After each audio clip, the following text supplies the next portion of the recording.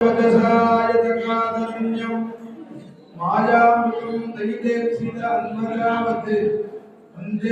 महापुरुषते चरणारविंदम நூத்தி எட்டு திவ்யதேசங்கள்ல சிறந்ததான திவ்யதேசம் சுவாமி தேவியை தேடிட்டு வரும் பொழுது அதன் வியாஜமாக சமுத்திரராஜாவினுடைய அனுமதி வாங்க பிரயத்தனம் பண்றார் பாலகட்டத்துக்கு. அப்ப சமுத்திரராஜா வராத போக